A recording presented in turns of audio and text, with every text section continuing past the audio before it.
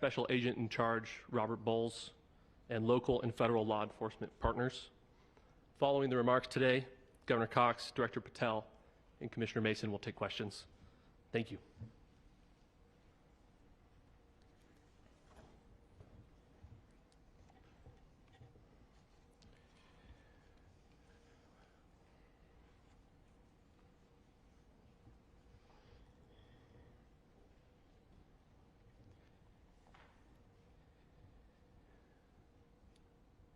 Good morning, ladies and gentlemen. We got him. On the evening of September 11th, a family member of Tyler Robinson reached out to a family friend who contacted the Washington County Sheriff's Office with information that Robinson had confessed to them or implied that he had committed the incident. This information was relayed to the Utah County Sheriff's Office and scene investigators at Utah Valley University. This information was also conveyed to the FBI. Investigators reviewed additional video footage from UVU surveillance and identified Robinson arriving on UVU campus in a gray Dodge Challenger at approximately 8:29 a.m. on September 10th, in which he is observed on video in a plain maroon t-shirt, light-colored shorts, a black hat with a white logo, and light-colored shoes. When encountered in person by investigators in Washington County on September 12th, in the early morning hours, Robinson was observed in consistent clothing with those surveillance images. Investigators interviewed a family member of Robinson who stated that Robinson had become more political in recent years. The family member referenced a recent incident in which Robinson came to dinner prior to September 10th, and in the conversation with another family member, Robinson mentioned Charlie Kirk was coming to UVU. They talked about why they didn't like him and the viewpoints that he had. The family member also stated Kirk was full of hate and spreading hate. The family member also confirmed Robinson had a gray Dodge Challenger. Investigators identified an individual as the roommate of Robinson. Investigators interviewed that roommate, who stated that his roommate, referring to Robinson, made a joke on Discord. Investigators asked if he would show them the messages on Discord.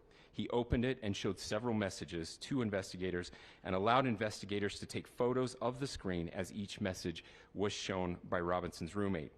These photos consisted of various messages, including content of messages between the phone contact named Tyler with an emoji icon and Robinson's roommate's device.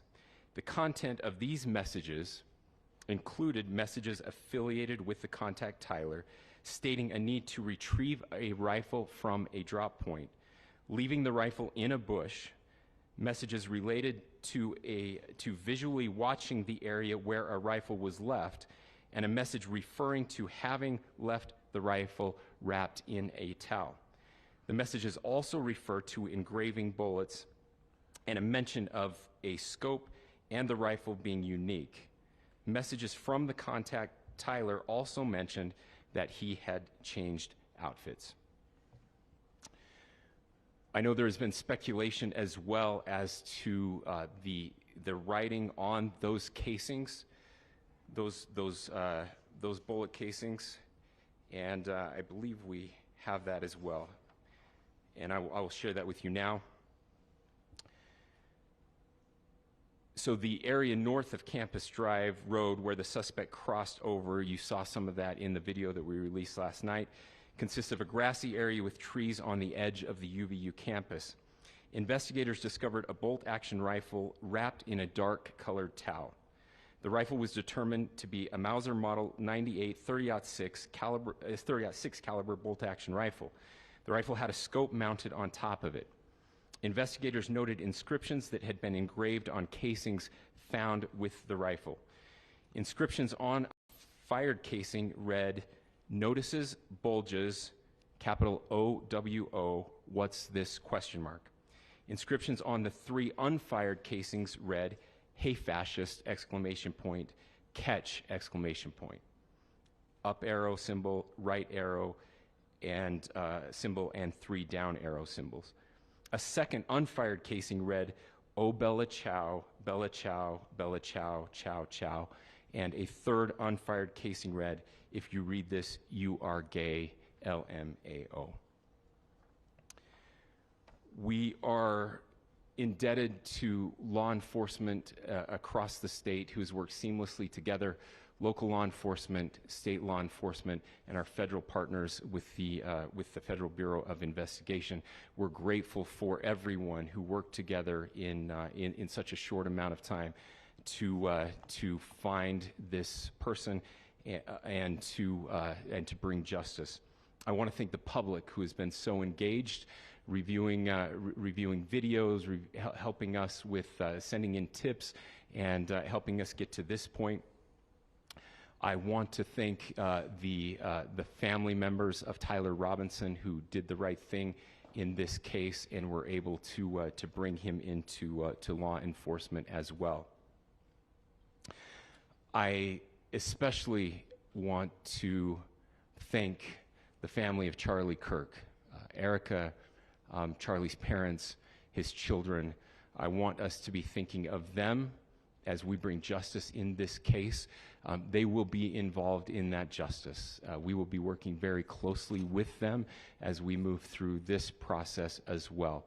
This is a very sad day for our country, a terrible day for the state of Utah, but I'm grateful that at this moment we have an opportunity to bring closure to this very dark chapter in our nation's history. With that, I will now turn the microphone over to the Director of the FBI, Kash Patel. Thank you, Governor. This is what happens when you let good cops be cops. The FBI and our partners are proud to stand here today together to bring justice to the family of Charlie Kirk and honor his memory. I want to express my deep gratitude to President Trump, the Vice President, and the entire White House who have been so incredibly supportive with both resources and just personally to the FBI as a team. They had our backs the entire way, and I just want to express my gratitude for giving us the resources we need to operate in this space to bring this sort of justice at this sort of speed. In 33 hours, we have made historic progress for Charlie. Governor Cox, our partnership has been absolutely incredible these last few days. Our partnership will endure. Your state and local partners, your sheriffs, your DPS community has been unbelievably impressive in the hardest of times. And a case like this cannot be solved, cannot be brought without partnering with your state and local authorities. The FBI has a certain role to play, and we will play that role, and we will lead out for the federal government. But Governor Cox, we are so grateful for your state partnership that led out on this investigation. A little bit of the timeline.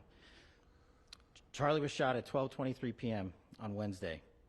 The first FBI agents arrived on scene in 16 minutes with chiefs of police at 12:39 and secured the scene. The FBI immediately launched fixed-wing assets. We utilized these assets to transport personnel, specialty technicians, hostage rescue teams. We also utilized these assets to go back and forth from the East Coast and here in Utah to transport forensic evidence and other evidence that will be analyzed and is being analyzed at our FBI laboratories in Quantico and other laboratories, including the ATF. At my direction, the FBI released the first set of FBI photos of the suspect at 10 a.m. local time on 9/11. Then, shortly thereafter, the FBI reward of $100,000 was released at 10:45 a.m. local. Myself and Deputy Director Bongino arrived on the scene at approximately 5:30 p.m. on 9/11. The governor led a press conference last night at approximately 8 p.m., where at my direction, the FBI released a never-before-seen video of the suspect. We also released new images to the public of the suspect. And just last night, the suspect was taken into custody at 10 p.m. local time. In less than 36 hours, 33 to be precise, thanks to the full weight of the federal government and leading out with the partners here in the state of Utah and Governor Cox, the suspect was apprehended in a historic time period. And I want to highlight what Governor Cox said. This would not have been possible without you, the media, and you, the public. That's why we went so public, so fast, and we're so transparent, and we're committed to that transparency. The crime scene, just a little bit there. It is a large crime scene. State and local authorities, along with federal authorities, processed that crime scene quickly. And I even had the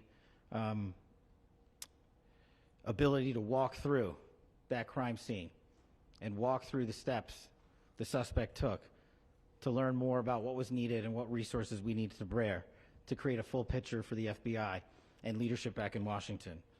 Furthermore, thankfully to state and local partners, forensic evidence has been seized and continues to be garnered. Forensic evidence has already been evaluated at FBI laboratories in Quantico and state and local authorities here.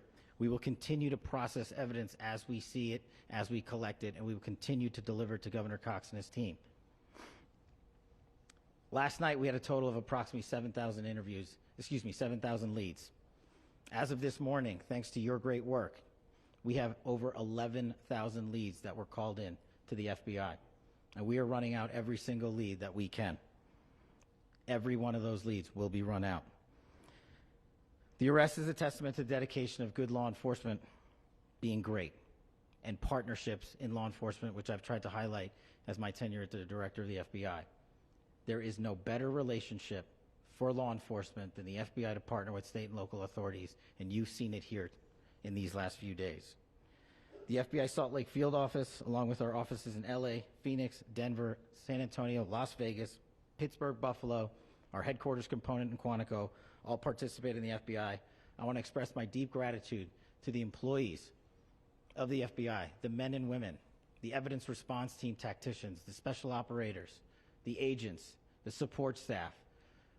You have done monumental work in historic time when the public, who had a right to demand such an expeditious solving of an investigation, the FBI answered that call diligently, critically important to our nation, and we delivered. And I'm proud to be their leader, and I'm proud to be the director of the FBI.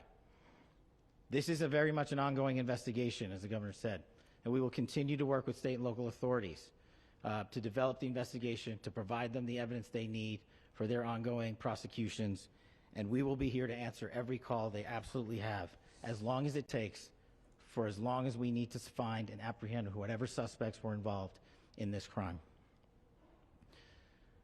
Lastly, to my friend Charlie Kirk, rest now, brother. We have the watch, and I'll see you in Valhalla.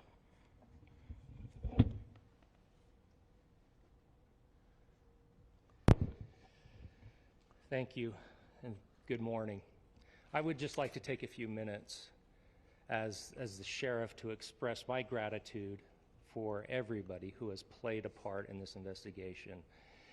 As you know, it's been a vast, a complicated, and a very, very fast-paced investigation. You're looking at people standing up here who are running on, if they got an hour's sleep in the last couple of days, they're probably lucky. It has been very taxing.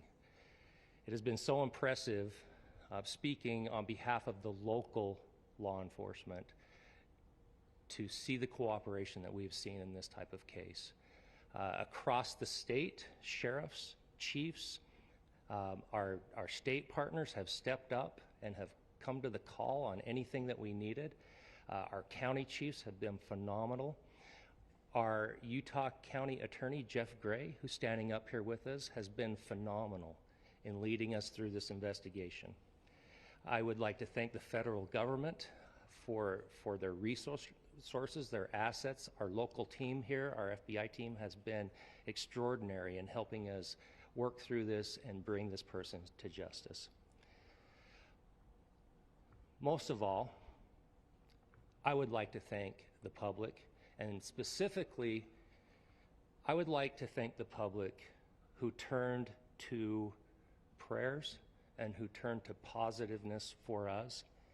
I would like to thank them on behalf of the law enforcement community, because we needed those prayers. That's what we needed to get through this. We needed your support, and you gave it to us. We needed your patience, and you gave it to us. And I would like to thank you for the Kirk family, because that's what they need, is your support and your prayers, and that will get us through all of this. So thank you, everybody, for everybody that have stepped up. We've had such a phenomenal response to this. Thank you.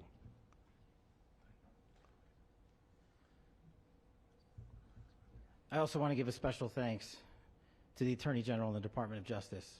Their unwavering support and their commitment to justice is shown true here.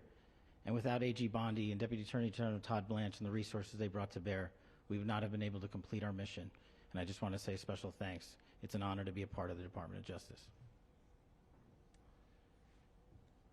Thank you again to our incredible law enforcement team who has worked so hard.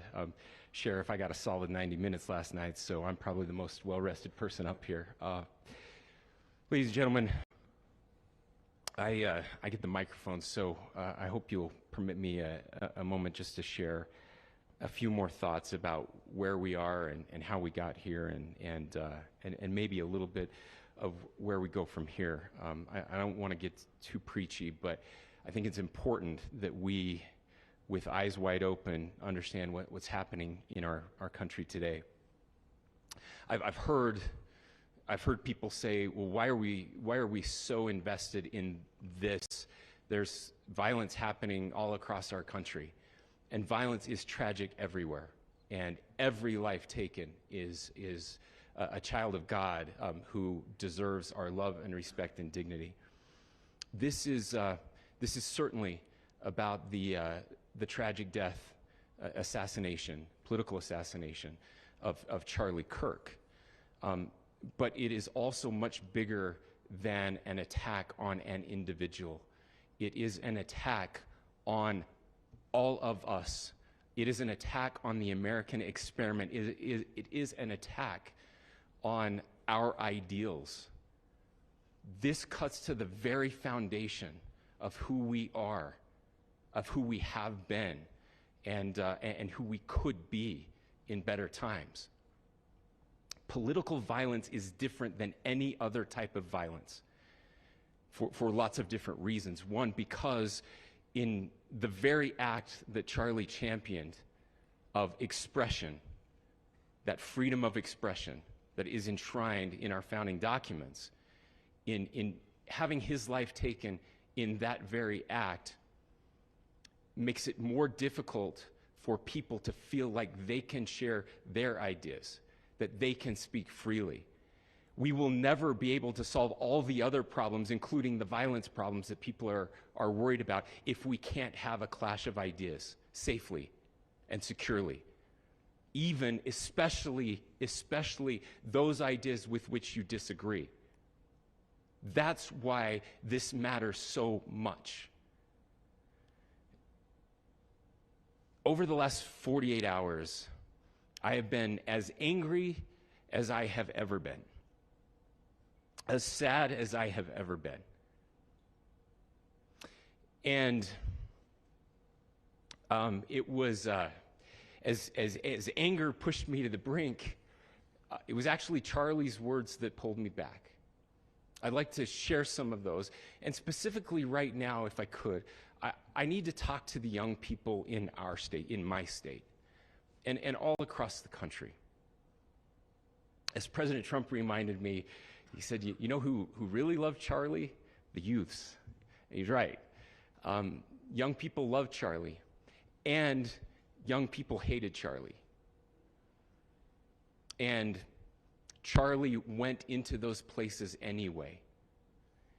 And these are the words that have helped me.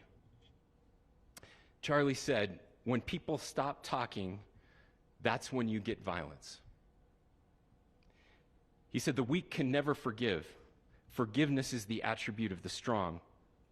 The only way out of the labyrinth of suffering is to forgive. Welcome without judgment, love without condition, forgive without limit. He said, always forgive your enemies. Nothing annoys them so much. A few months ago, I referenced this last night, Charlie posted to social media, when things are moving very fast and people are losing their minds, it's important to stay grounded. Turn off your phone, read scripture, spend time with friends, and remember, internet fury is not real life. It's going to be okay. He again said, when you stop having a human connection with someone you disagree with, it becomes a lot easier to commit violence. He said, what we as a culture have to get back to is being able to have a reasonable agreement, where violence is not an option. Now, again, To my young friends out there, you are inheriting a country where politics feels like rage. It feels like rage is the only option. But through those words, we have a reminder that we can choose a different path. Your generation has an opportunity to build a culture that is very different than what we are suffering through right now. Not by pretending differences don't matter, but by embracing our differences and having those hard conversations. I think we need more moral clarity right now. I hear all the time that words are violence. Words are not violence. Violence is violence. And there is one person responsible for what happened here.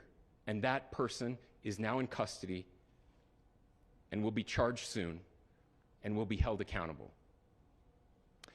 And yet, all of us have an opportunity right now to do something different. I want to thank my fellow Utahns. This bad stuff happens. For 33 hours, I was praying that if this had to happen here, that it wouldn't be one of us. That somebody drove from another state, somebody came from another country. Sadly, that prayer was not answered the way I had hoped for, just because I thought it would make it easier on us if we could just say, hey, we don't do that here. And indeed, Utah is a special place. We lead the nation in charitable giving. We lead the nation in service every year. But it did happen here. And it was one of us. But I want you to look at how Utahns reacted the last 2 nights. There was no rioting. There was no looting. There were no cars set on fire. There was no violence. There were vigils and prayers and people coming together to share the humanity. And that, ladies and gentlemen, I believe is the answer to this. We can return violence with violence. We can return hate with hate. And that's the problem with political violence, is it metastasizes. Because we can always point the finger at the other side. And at some point, we have to find an off-ramp, or it's going to get much, much worse. But see, these are choices that we can make. History will dictate if this is a turning point for our country. But every single one of us gets to choose right now if this is a turning point for us. We get to make decisions. We have our agency. And I desperately call on every American, Republican, Democrat, liberal, progressive, conservative, MAGA, all of us to please, please, please follow what Charlie taught me. I'll just conclude with words I share often from a friend and author, Yuval Levin, who was asked if he was optimistic about our country. And he said, I'm not optimistic. He said, I hate optimism. Like, that sounds bad. But he said, optimism is a vice. It's this idea that good things are just going to happen. And he said, in the history of the world, good things have never just happened. He says, I'm not optimistic, but I am hopeful. And hope is the virtue that sits between the vices of optimism and pessimism. Hope is the idea that good things are going to happen because we can make them so. I still believe in our country. And I know Charlie Kirk believed in our country. I still believe that there is more good among us than evil. And I still believe that we can change the course of history. I'm hopeful because Americans can make it so. Ladies and gentlemen, we're happy to answer any questions you might have. Governor, can you please speak to whether the suspect is speaking with authorities and his demeanor, Tyler Robinson, when he turned himself in? I cannot speak to that.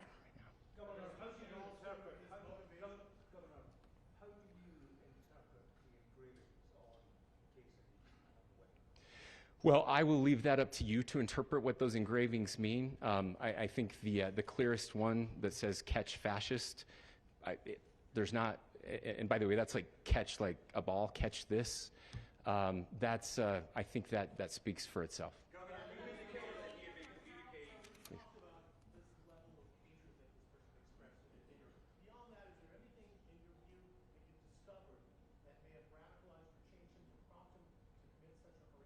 There's nothing more that we can share at this time. Governor, you indicated that he had been communicating with a friend on Discord about the gun. Do you anticipate any more arrests? We do not at this time have any information that would lead to any additional arrests. Do you believe he acted alone? Yes, but the investigation is ongoing.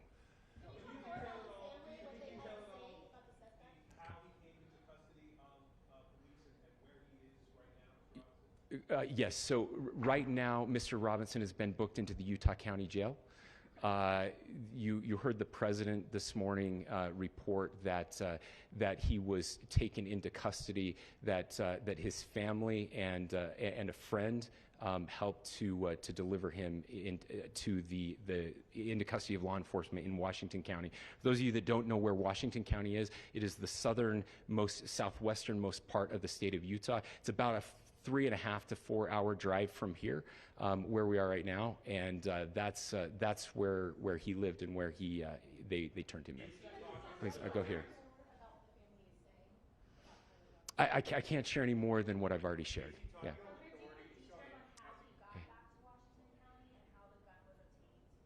So how we obtained the gun? The gun was found here. So I don't have much more details on that. We do know that he drove. We had his car here on campus, and then we had his car going south back to the St. George. It's actually the city of Washington in Washington County. Is he talking with authorities and did he discuss a motive? I'm sorry? Did the suspect plan to carry out any other attacks? We don't have any information that would lead us to believe that. Yes, in fact, it was just released. Yes. We, I can't answer that right now. Can you clarify? Over here.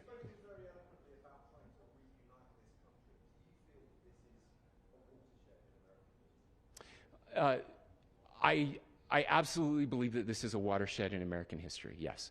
The question is, what kind of watershed? And that chapter remains to be written. Is this the end of a dark chapter in our history, or the beginning of a darker chapter in our history? Look, I mean, if you look at true political assassinations in this country of someone of this stature, this feels a lot like the late 60s, and having one so gruesomely displayed on camera in all of our hands and in all of our pockets. We are not wired as human beings biologically, historically. We have not evolved in a way that we are capable of processing those types of violent imagery. And by the way, we've seen another one with a gruesome stabbing very recently that went viral. This is not good for us. It is not good to consume. Social media is a cancer on our society right now. And I would encourage people to log off, turn off, touch grass, hug a family member, go out and do good in your community. That is happening, and it's happening organically right now. I had a friend in a small city in Utah who said, we're getting together, the Republicans and Democrats in my little town are getting together to have a discussion last night, just to find a way to find their better angels. So yes, this could be, I mean, again, you have to go back to JFK to have seen a video live of something like this happening. I wasn't born until 1975, but I know that things were really dark in the late 60s. Sorry to some of you. I know some of you were there. This is our moment. Do we escalate, or do we find an off-ramp? And again, it's a choice. It's a choice, and every one of us gets to make that choice. Two more questions right here. Could we clarify that the release of those enhanced images at 8 p.m., the timeline that Director Patel gave us, led to the arrest at 10 p.m.? Is there a direct connection between those two events? I cannot comment if there is a direct connection or not, but all I can say is that, that through some process, the family came to know that this had happened. One more thing, Governor. Could you just clarify the clothing issue you mentioned earlier? Was he changing outfits? Correct. Could you just clarify this? Yes. So, so when he's first spotted on campus, he has different clothing on, and then he changes clothing on the roof, and then changed back into that clothing at some point, so that when he was apprehended, when he was arrested, the clothing matched the clothing he had on before the shooting here at UVU. Thank you. Last question here. Yes. Suspect was from Utah. Can you kind of tell us a little bit more about where, and was he a student here at this university, and is there any history of mental illness? Yeah. So I don't have any information on the mental illness part. He was not a student here at UVU. He was living and had lived for a long time with his family in Washington County, in the southernmost part of our state.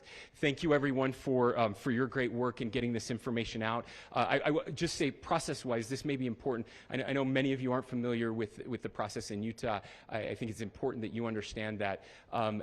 Basically, we have 3 days for charging documents to be filed. A CI will be filed. We'll have more information then, more detailed information as those charging documents are filed in preparation for a preliminary hearing. So 3 days. So we would anticipate then that early next week those charging documents will be filed. We will obviously be working. The county attorney will be working very closely with Mr. Kirk's family as those documents and decisions are prepared and made. Thanks, everyone.